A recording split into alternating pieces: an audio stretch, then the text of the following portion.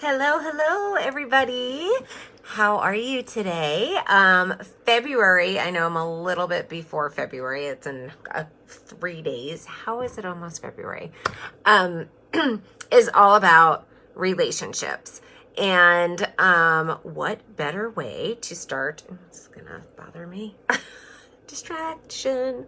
What better way to start talking about relationships to start talking about the 5 love languages.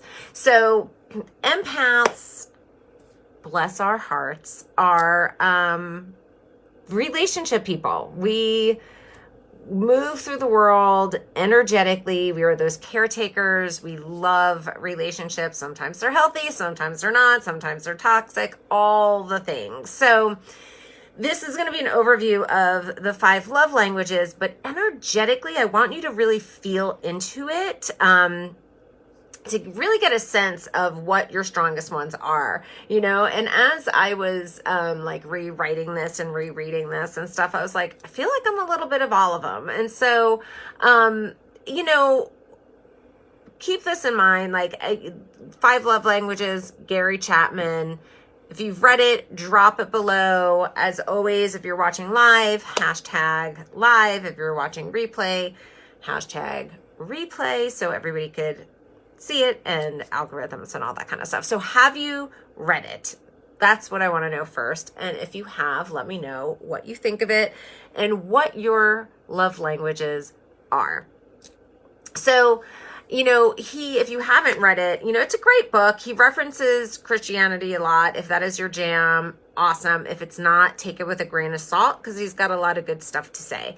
And it's interesting because he talks about he thinks it's the first 2 years.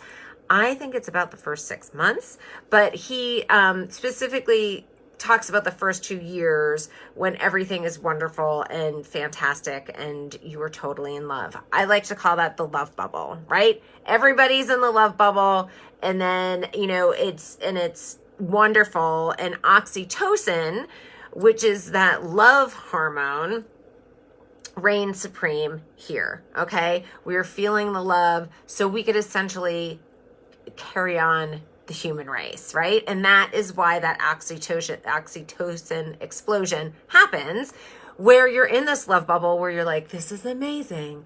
I've never felt this way before. All the things. Hi, Jen. And so these hormones, again, I think it's 6 months. He thinks it's like 2 years, but whatever. It's somewhere in between. And so what happens is that after the first couple of years or months, those oxytocin hormones start to dissipate, right? And so once those start to dissipate, what happens next is that you start to kind of show up as you. Sorry, I was like, oh my God, hi, Angie. My retreat people are here, which reminds me, I'm going to send you retreat information right after this. And yes, I'm having another retreat for all of you out there. And it is going to be April 18th through the 21st. And it is about relationships, but relationships with yourself, what you're attracting, your shadow parts, past life journeys. It's going to be some good stuff. So keep an eye out. Anyway, back to the love languages. And so after these hormones start to dissipate, what happens is you go back to your baseline, and so does the other person. And this isn't just for intimate relationships. Like, this could be family relationships. This could be friendships, coworkers, whatever, right? And so, like, think about, like, but, of course, it's like really for intimate relationships. So, but what happens is after that love bubble explodes, you go back to your baseline, right? And then you are who you are before this oxytocin explosion. And then the other person you're in relationship with goes back to who they were before oxytocin explosion. This is like a tongue twister right now. And so based on and then you're kind of like, why did this person change? She was so amazing, right? Or they're like, what the hell happened to her? She was so awesome, and now she's this normal person with all the sides to her, right? And so based on like your family of origin, and according to Gary Chapman, you receive love in one of 5 ways, right? Or as he says, you have like 2 major ones. So learning what your partner's love language is, and I love this when he said it, was essentially like learning a second language, okay?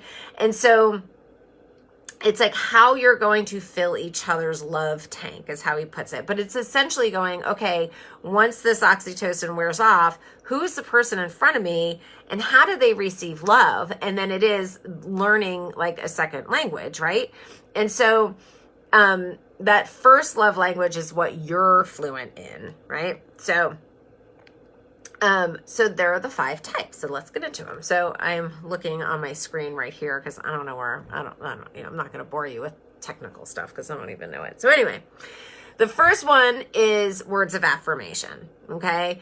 This is more than just compliments, but it's those, I love yous. Have a great day. Can't wait to see you later. Like all of these little verbal, sweet nothings, that are hugely something. And, I know I love affirmations. I think a lot of I know I'm gender stereotyping right here, but I think a lot of women really appreciate the affirmations, right?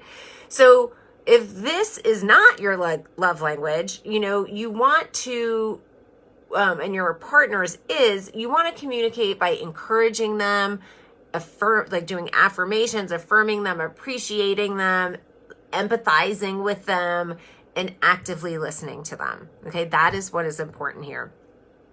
You want to send an unexpected note or text or card, and encourage that person genuinely and often. Okay, what you don't want to do is non-constructive criticism. And quite honestly, as empaths, and I'd love to hear from you guys, even if it's constructive, it hurts my soul. Okay. And but anything that's any sort of criticism is really hard to take for those who have this love language, or just not appreciating or recognizing the other person's effort. Okay. The second one is quality time. This is obviously all about quality time, right? And so, it's that undivided attention, right? Without having the phone to your face. It's a date night. It's, you want to communicate by uninterrupted and time and focused conversations. It's one-on-one is the critical, thing here.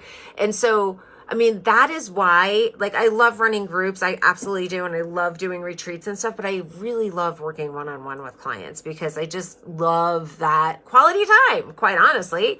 So that's the second one. And it's about creating special moments together, taking walks, and just doing small things with your other person. That's it. Just one-on-one time. Physical touch is the third one. So, holding hands, hugging, kissing, obviously sex, foot massages, whatever, but it's that physical touch with the other person. It's all about nonverbal communication, body language to emphasize love. Okay. What you don't want to do is physically neglect the other person or have long stints without intimacy, which I know, and I've had conversations with girlfriends of mine where, they've gone months and months and months without even touching their partner, right? So it is really important to have that physical touch. And there's something if you hug somebody 7 times a day, if anybody knows us, drop it below, but there's some sort of awesome fact that if you hug somebody for 30 seconds 7 times, or you hug 30 seconds for 7 or 8 times a day, it does something to your oxytocin levels. So obviously increases it, right? So if anybody knows that fact, let me know. Or just being cold, and physically distant, don't do that. Okay, third one is gifting. And I'm not talking superficial stuff. I'm talking finding that perfect heartfelt gift for somebody. And so, one of my girlfriends, she's in this group. She is the most amazing, gifter. She's thoughtful and, and just really, is an awesome gift giver, right? And so it is about the thoughtfulness. We've all heard that saying, like, it's not the gift, it's the thought that counts. And gifters are amazing at that. So be really thoughtful. The little things matter. Really express your gratitude when receiving that gift. And, you know, what not to do. Don't forget the special occasions. Or don't be unenthusiastic when receiving the gift. Let's see, what else I have? Acts of service. Okay, acts of service. I thought that was really primarily like a dude thing, but as I've gotten older, I really kind of think that I really like the acts of service, right? And so like it used to be physical touch and words of affirmation. And now I'm kind of like, well, I still like those, but then I also really like acts of service, right? Like, I love feeding my people. I'm half Italian. Like, let me feed you. I always joke that food is my love language, right? But it is that act of service. I also love it when, and I've got 2 teenage girls, when they come downstairs and they don't just sit down, or they're like, thanks for making dinner, but it's kind of like a non-appreciative one because they're teenagers. I told them once, I said, can you please ask, how can I help you? Because that's going to mean way more to me than you just being like, thanks, and then going up to your room again. So they have started to do that, and it has been awesome because I really appreciate it. So, acts of service is kind of, a really cool thing, but it's more than cooking. It could be going grocery shopping, or, somebody filling your car with gas, or paying the mortgage, but, note which ones yours are, and note which ones the other person in your life is. Did I do 5? I did do 5. And those are the acts of service. And if you and your partners don't match, that's cool. It is about learning what the other partner's is, but also just energetically, just really tuning in and going, okay, what is this person responding to? What works for them? What doesn't work for them? And then really kind of learning how to kind of fill that other person's tank. And I'm not talking about that empty bucket that, if you've been following me for a while, you know about. It's like, we ultimately are filling our own love tank, right? And when we fill our own love tank and we don't look to somebody else to fill it, that's when we could have this whole interdependent, healthy relationship, right? But it is about filling your own tank, but then also going, okay, how does this person give and receive love? Because you might be going, this person doesn't love me or doesn't appreciate me. And you might not be seeing that they do. It's just they're showing you in a different way. So tune in energetically to your other person and feel out what their love language is. And then be open to receiving that love in a different way. So I'd love to hear from you. Which is your love language? How many do you have? I feel like I have all of them at this point. And if you're in a relationship, what the other person's is. And if you're not, vibe it out with your friends or coworkers or a parent or a sibling or whatever. So that is all. And I will see you on the flip side. Mwah. Bye.